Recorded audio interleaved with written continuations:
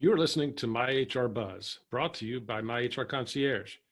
Hosted by Chris Cooley, we'll bring you various topics and guests to shed light on the often confusing world of HR and also employee screening. We'll be putting the human in human resources. I want to thank you for joining us today on MyHRBuzz, the podcast.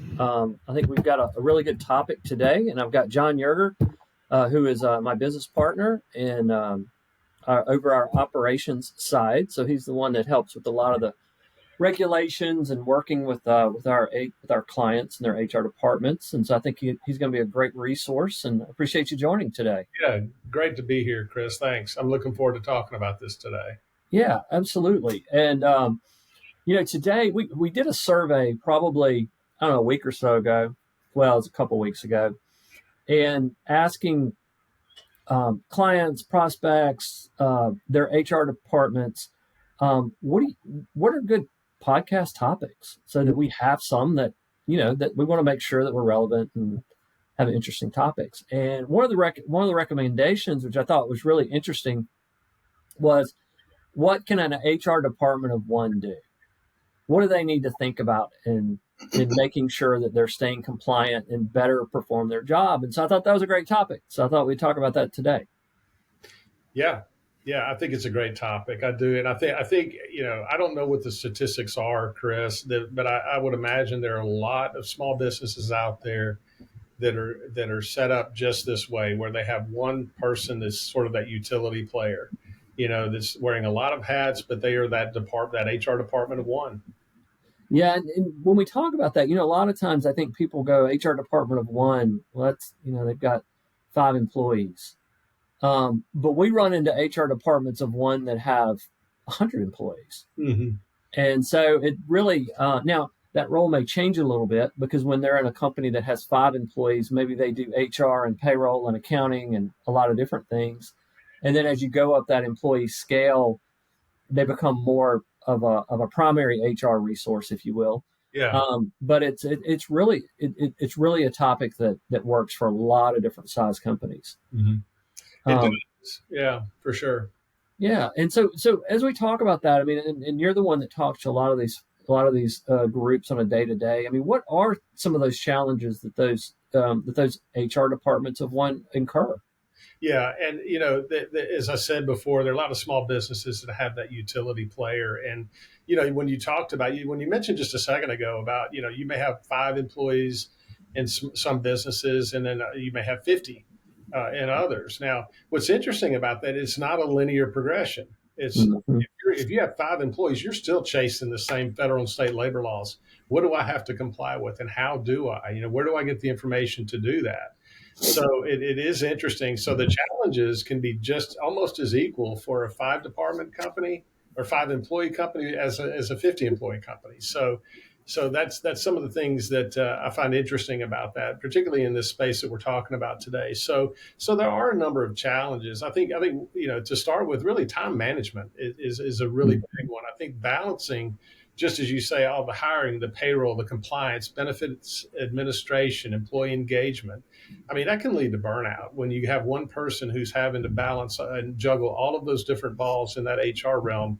And you and I've talked about this before, Chris. You can ask 10 people, what is HR? What is HR? Define HR. You're going to get 10 different definitions in that. Just keeping up with compliance. Yeah. And to your point, I know a lot of times when we ask, some people think HR is payroll. Some people think HR is benefits, etc. So you're exactly right. I mean, we run into that a lot. Yeah. Yeah. And so, but as these guys know, these individuals who are wearing all these hats and that utility understand that it's quite a bit more, and it's very comprehensive. The other challenge that, kind of jumps out at me is compliance. That's a big one. Obviously, that's really important to what we offer our clients. Keeping up with labor laws, regulations. We know federal laws don't change that frequently. It's a slower moving ship than your states. Your states tend to get a little bit more animated about labor laws, and they change more frequently. And it depends on which state you're in. So we do see a lot of that being a concern. You got limited budgets and limited resources. So how can I be creative and still be effective in recruiting benefits administration, training the staff, and getting management involved in this thing to help me manage this and be a resource with me, not just leaving me alone. They'll have to share a role in some of this, but that becomes difficult when you're dealing with financial and tight financial constraints. And then there's lack of specialized expertise. I mean, how do I know where do I get my information in order to do that, to keep up with legal compliance requirements and still be able to provide my team the support they need? So that's another area. Employee expectations and engagement, that's important. In really company culture, we'll talk a little bit about, not going to get deep into that, but I think that's one of the important things is how do I build a company that has a strong culture and career growth opportunities? I mean, for me, my job is to hire and retain quality staff. So I have to demonstrate that we have the right culture and right career progression opportunities in our organization. And that's hard to do when you're dealing with that as a solo HR expert.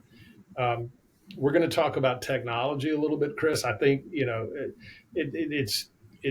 can be a quick decision for a very small company to say, I can't afford technology. You can't afford it. I think it's important to do so because that really does build tremendous efficiencies. Even though there's a cost to it, the technology integration today is much more affordable than it was 10 years ago, 5 years ago, 3 years ago. So don't let that scare you as a small business owner to invest in, because that will make your organization much more efficient, and it will also put processes in place that'll help ensure you're compliant, and that's also important. So those are the areas that I think, when I think about the challenges, those are the ones that really stick out early for me, Chris. Okay. Well, let's talk. We'll kind of break these down a little bit. So in our survey, we asked, what are your biggest challenges? And the top one, actually tied for the top, was hiring and retention. Mm-hmm. And so, what if you're that HR department of one, maybe typically those groups may not have the budget, if you will, to go out and hire headhunters and all those to come in and help them. So, what are ways that they can efficiently and cost effectively go out and find those good employees? Yeah, I think immediately the first thing that comes to mind are those sort of leveraging those low cost job posting platforms that are out there today. The first two that come to mind automatically are LinkedIn and Indeed. I think those platforms are really, really helpful. And then you can also, depending on what industry you're in, there could be some job boards out there that are industry specific for jobs. So that can also be leveraged too. That's not a really expensive. You can pay as much as you want using these platforms to recruit. But I think there are low cost entry opportunities there that I think you can touch into a lot of good candidates to help with that recruiting side. Employees referrals could be a powerful tool as well. I mean, it really does help reduce that cost if you have a good retention program that involves recruiting and paying employees referrals for that. Yeah, no, I agree. I think I know we use LinkedIn a lot. We're white collar, and I think LinkedIn works really well for that. And I think typically for a hire, maybe you're in, a couple hundred, 300, $400, something like that for a hire, which isn't that bad. I think the word of mouth is good. Yeah, and you can also do things like put a career page on your website. That's true. That way, that draws some attention. And also, we've had clients that if they run trucks, right? Maybe they're a landscape company, they're a trucking company, whatever. And you can create QR codes and put them on magnetic signs. We're hiring. I hadn't thought about that. Yeah. Things like that. So I think too, you can kind of go grassroots, if you will, and get that and get some good applicants as well. So yeah, to your point, I think there's a lot of good ways to do that cost effectively. Yeah, for sure. So as we go through that, another thing that I think helps a lot too is just company branding and just being portraying yourself as where somebody wants to work. Yeah, that's something that I think might be overlooked or easily overlooked when you talk about recruiting and hiring. You really do need to think about and develop your brand, your company brand. I mean, there's ways today of really showcasing that culture that you want to develop and using social media platforms. I mean, we see it today. We actually do that, Chris. We do some things through our social media, through LinkedIn, um, and we do that more as a informative HR sort of showcase, if you will. But there are companies out there that do some really creative things with social media to show what their company's about. Employee testimonials. They'll do some behind the scenes content. My wife's company, they do these little sort of scripted plays that are really not specific to the work they do, but they're engaging and they have thousands and thousands of views because it's really interesting and it does showcase their culture and it kind of gets people to think, is this a place where I would like to work? It seems like they're enjoying what they do. They're having fun, those Mhm. types of things. So that's one way of getting it out there. I think, and we can't discount the importance. And I think even particularly now when we're seeing a skills gap in the workplace, Mhm. we're seeing a lot of shifts in the workplace. Professional development opportunities, I think, make a huge difference in attracting candidates. I think when you offer an opportunity for a position, but also can show and demonstrate that there are professional development opportunities that come with that, that is investing in that individual. That's also an investment for you as an employer that you're developing your staff. You're bridging that skills gap and getting better productivity, better performance out of your team by offering those. So people are looking for those opportunities when they're considering jobs these days. Yeah, and I think that is important because I don't know that anybody wants to go and stay level. Mm-hmm. They all want to get better, and so just things like that, training. I mean, I think that's a great opportunity as a benefit that you can provide that makes somebody want to work there more. Yeah, Um, yeah, and yeah. go I ahead. have to say, no, you made me think of a time where I had operations that I was responsible for that were primarily made up of entry level positions. Um, and that's you have hundreds of individuals that are coming in at an entry level position. Well, how do you attract them and retain them? That's the key to that, right? You want to reduce that turnover and retain Mhm. that group, but it's hard to do, as you say. You come in an entry level position, you think that's all there is available to me. There are plenty of entry level positions that maybe aren't as demanding as maybe the one I offer, and they're going to go find that one. That's easy. Now, by developing professional career opportunities through working with different stakeholders in different departments and learning about Mhm. what your staff are interested in and their career progression. Is it sales? Is it IT? Is it accounting and finance? Well, developing relationship with those departments and having those individuals spend time in those departments learning about the skills that are required, experience that's needed, and maybe offer ways for them to gain those experiences. That's a huge part of career and professional development opportunity that can really attract and also just as importantly retain that staff. Yeah, and it doesn't cost anything. It doesn't. It's just a little bit of time and investment. But if you can show that and demonstrate that as a real opportunity, you will have better recruitment and better retention. Yeah, and another thing, talking about those things that really don't cost anything. Um, I know one thing we always tried to do is, we when someone had something that they had to go to, a kids play, a school event. I don't think we've ever said no. Right.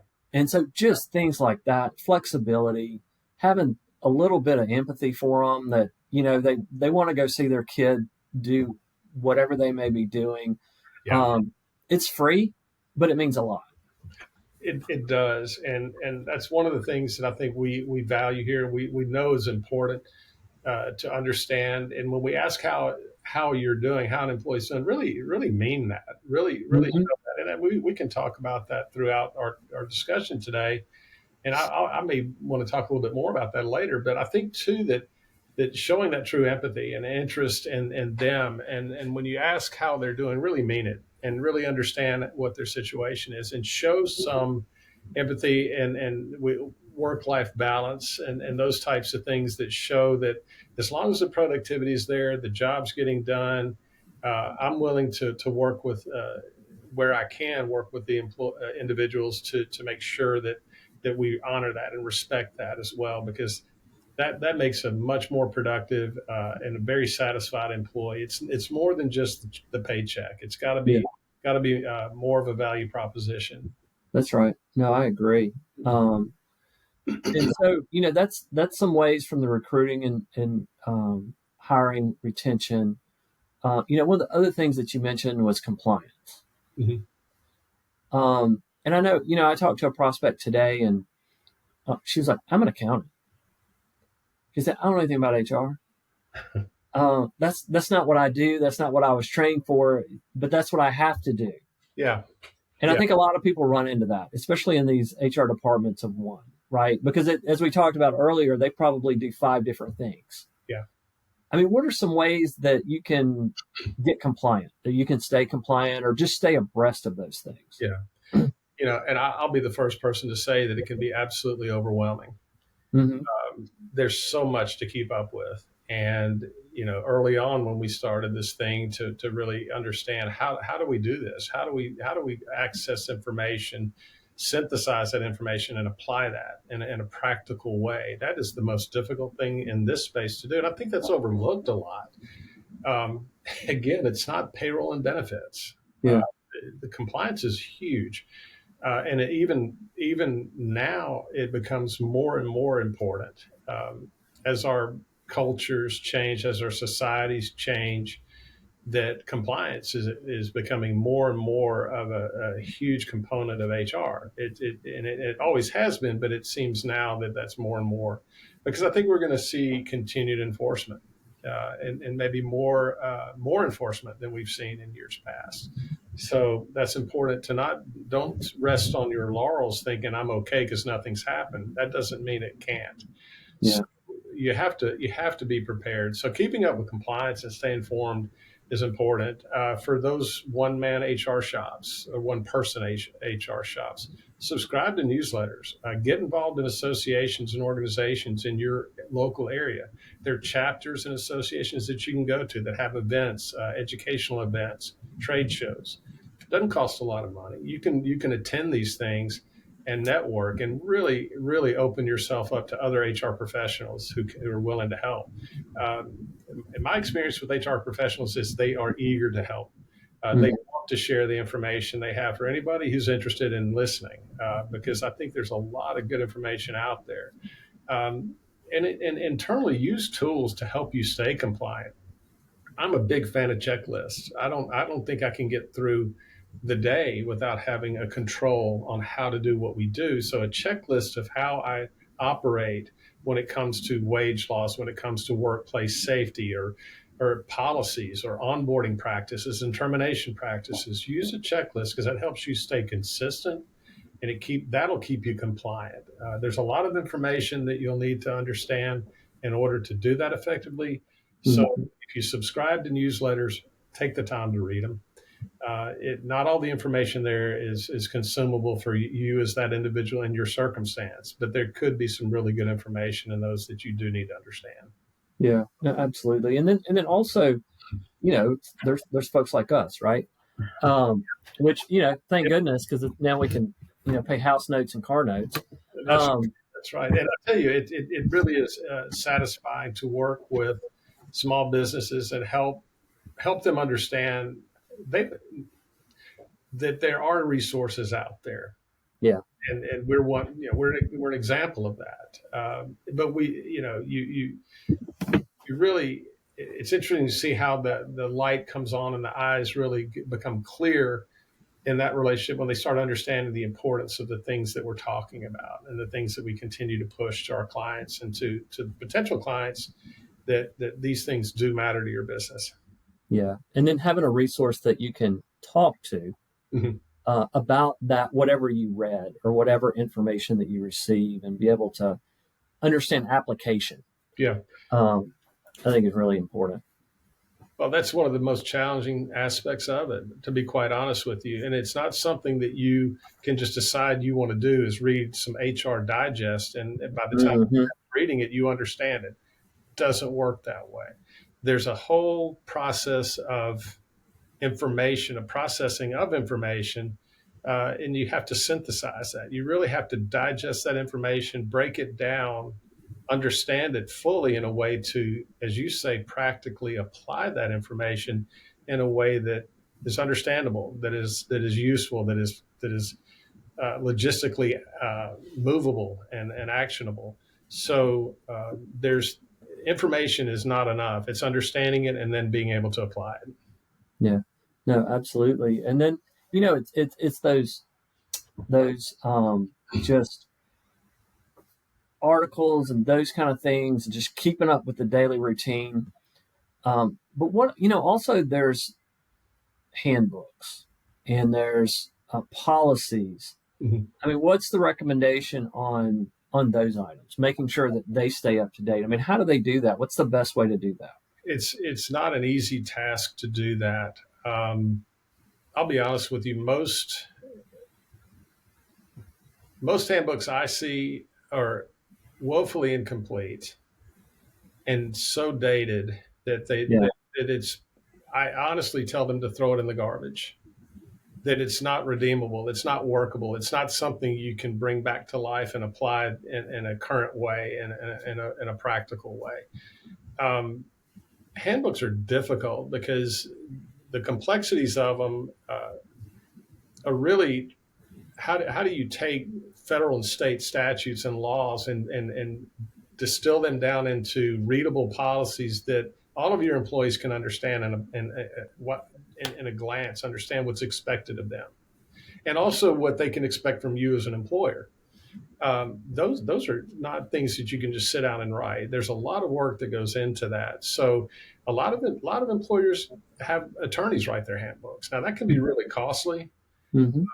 That is, we know, legal time is expensive time, but there are tools out there that they can use. I would not recommend going alone and not have someone who understands law and application of law, federal and state labor laws, to work with you on that. I'm not pitching us so much, Chris, but we do that. Yeah. And there's a reason we do that is because we understand that. So we do help with either reviewing handbooks to make sure if we need to add, modify, edit handbooks to make sure that they do comport with current federal, state, and labor laws. That's something that we can assist with. Um, and I don't know, the frequency of training employees, that's something else that can be done to really help keep employees informed about compliance. What sort of training are you offering when you can? And you can do pocket training, you can do department training. You don't have to pull everybody off the clock to do it. You can be creative and efficient with that. But there are things that you can do with training, and then sending out updates. Maybe some compliance updates to keep your managers, keep your staff informed of what's going on. So there are creative, efficient, but very constructive ways of getting information out there. And those are the three areas: employee handbooks, training, and sending out information via email or whatever form is most effective for you.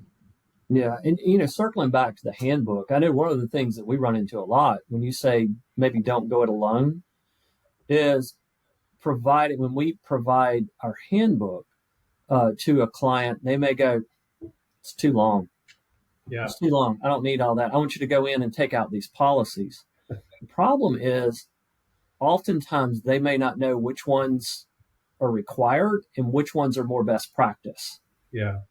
And so at that point they're going in and they're deleting or taking out policies that are really required. You really have to have them in there. So it is good to have that second source to kind of go through that with them. I think so, because if you're using a system or a tool that writes that for you, when you're reading it, it's really hard to know, because the way it's written in such a layman way, is this informing me of my legal rights and responsibilities, or is this just good practices Yeah. I can option out of? It's hard to know which it is. Some things can be written in a way that seem like best practices, but they lay out the legal requirements for that employer and what that employee can expect based on that state statute or that state law. So if you just start ripping out content to kind of save pages, you may be taking compliance components out of your handbook that could expose you. And that's why we really encourage getting someone who understands the labor laws and understands the practical use of those handbooks in a way that makes certain that. And I'm actually dealing with that right now with a client who wants to reduce the size. They they they don't like the size of their handbook that we recommended because it's twice the size of the one they had before. Right. And so that's a walk that we'll take, and at least explaining how and why that's the case. And there are things that can be reduced and taken out, but we just got to be careful. Yeah, and to your point, it's not like we're sending an encyclopedia over.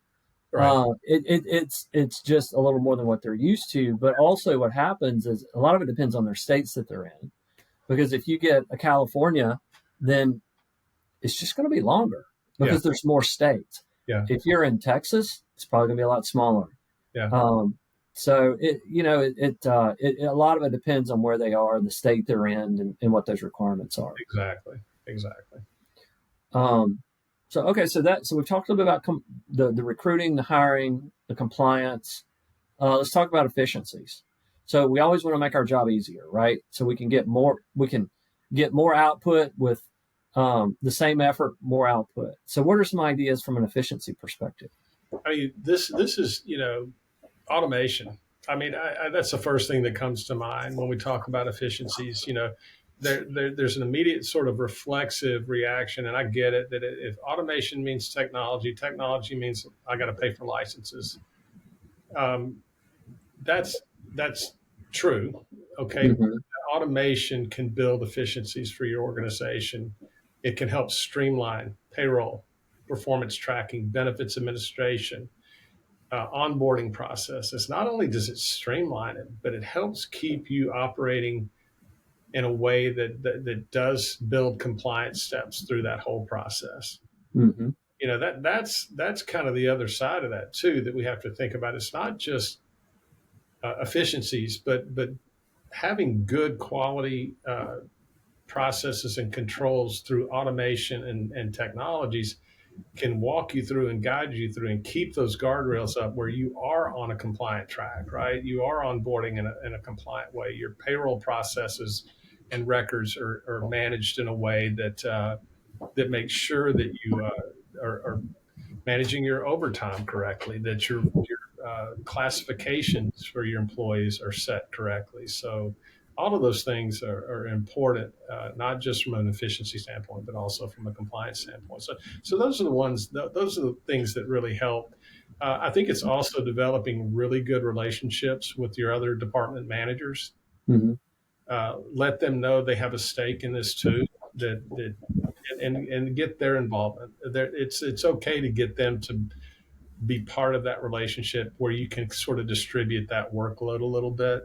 It's important to them as well. So being a department of one in HR is not an island, because what you do affects every department, every single organization. And so I don't think it would be difficult to get the buy-in from your stakeholders and those other departments to pitch in and take a little bit of that workload with you. Yeah, I agree. And when we talk automation, it's kind of understanding where your inefficiencies are, where that comes from, and then addressing it. And it doesn't, if you've got 4 onboards a year, maybe you automate that through a different way than spending a lot of money for an onboarding system.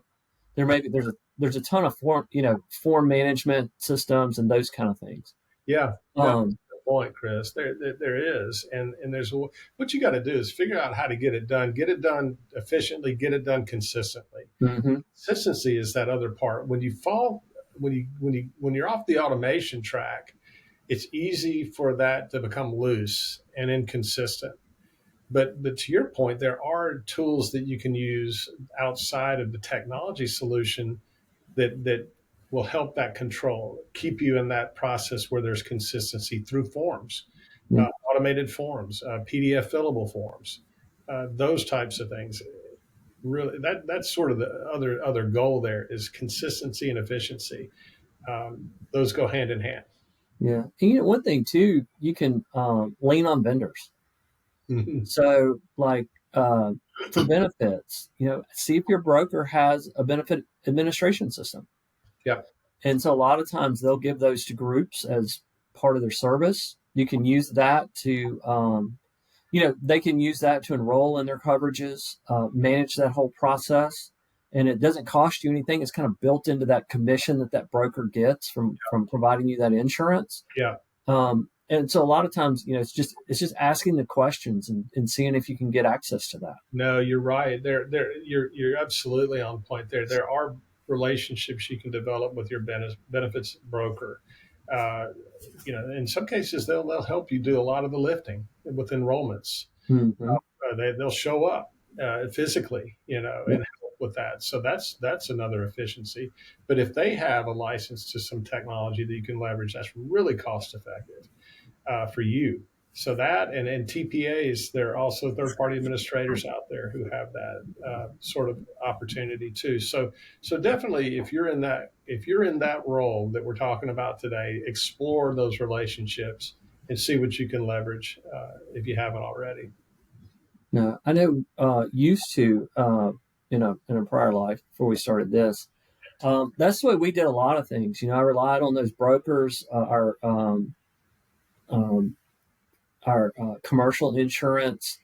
We get safety posters from them, just things like that, and just be cognizant of there's ways and resources out there for sure. Yeah, then more and more those partners are adding resources to their portfolio to use a small business owner and an HR professional that you can really help. And if you ask, they don't have it, ask them to research and see if they can bring that to you. It's okay to ask for them. Ask that. I really do think because again, they may find that there are other clients out there, other employers out there who need a similar solution. So it would benefit them too in the long run. So that's sort of the reciprocity of that. So I do think definitely explore that with your benefits broker or any third party administrator, even your payroll company for that matter. Yeah. No, that's good. And the other thing is we kind of we talked about a little bit, but benefits and retention tools. And so how does that person, what are some good ways that they can go about employee retention? Because what we know is that employee you have, to replace them is so expensive. Yeah. So you want to keep them as long as you can if they're a good employee. Yeah. I feel a little bit more comfortable saying that maybe most employers today recognize that a good day's work and a paycheck is not enough. That it has to be a little bit more. Mm-hmm. And I think as we start seeing, not to get deep into that rabbit trail of now we're dealing in a multi-generational workforce, and we're dealing with needs that might shift and evolve a little bit in terms of what the workplace or workforce expects in their employment, beyond just a paycheck and a good day's work. So it's worth your time and effort to look at employee recognition programs, any professional development opportunities like we spoke about earlier. And I'm talking about regular check-ins, and when I say regular check-ins, that's just not a gratuitous slap on the back. How you doing? Everything good? Great. No, I understand your husband or wife had a birthday last week. Did y'all have a good celebration? What or understand that you have a new niece or a grandchild. These things take a minute to really understand and show that those check-ins are not just gratuitous, that you really are engaged with them in their life and the things that really matter to them outside of work. Um, Recognition goes a long way, I think, to public recognition.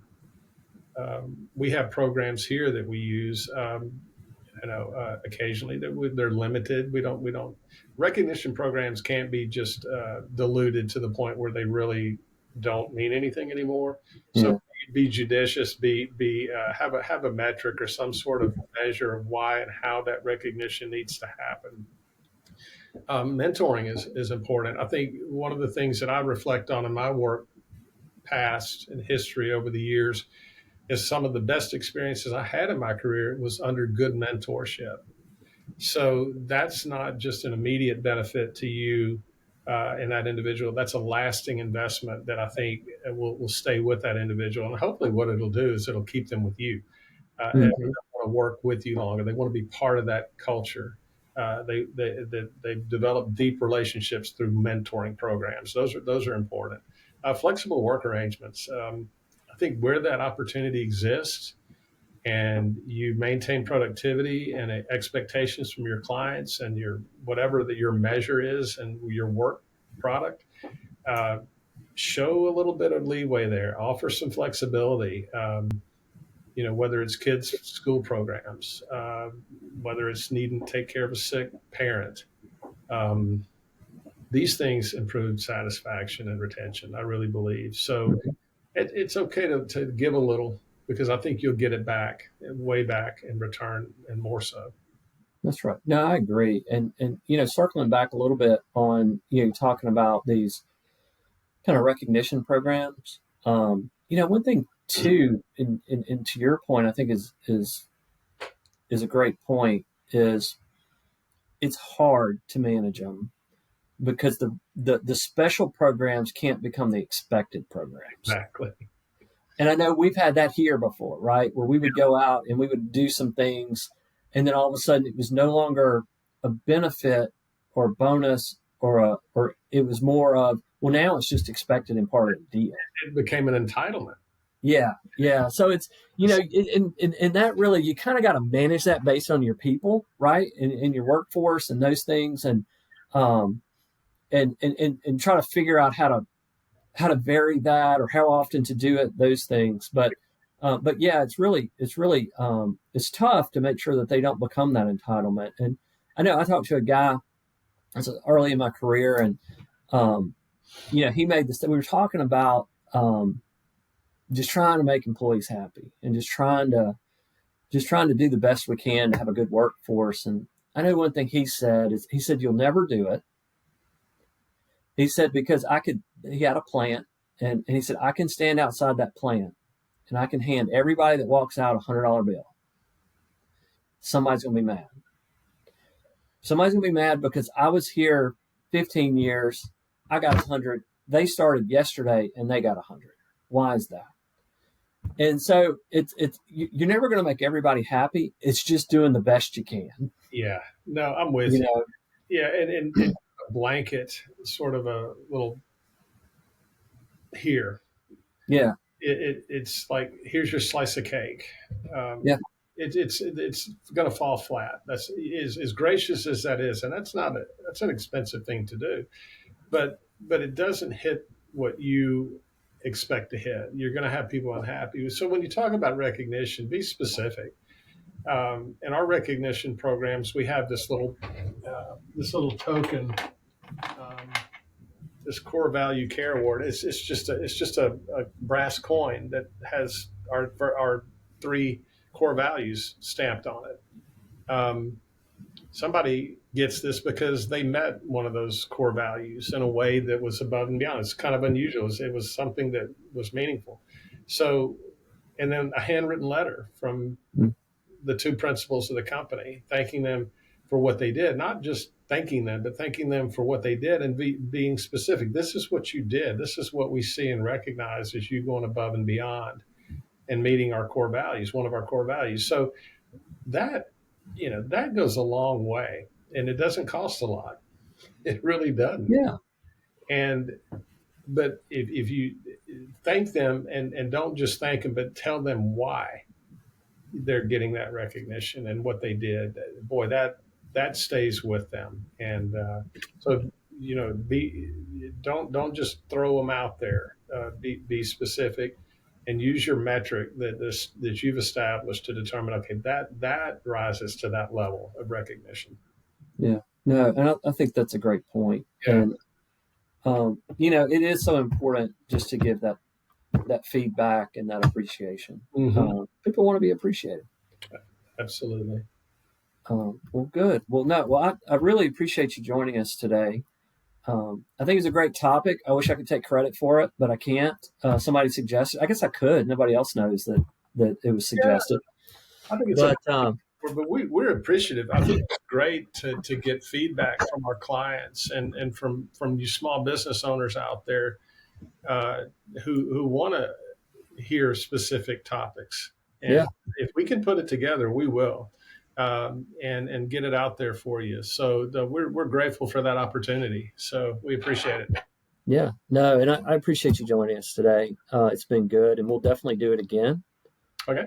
And and if anybody has any other topics, you're welcome to reach out for sure, and we'd love to put them together. So, thank you for joining us, and we'll talk to you next time. Thank you for listening to the MyHRBuzz podcast presented by MyHRConcierge. For more information on this topic and many others, please visit our blog at www.myhrbuzz.com. It's a free resource and has a lot of great information on HR and employee screening related topics.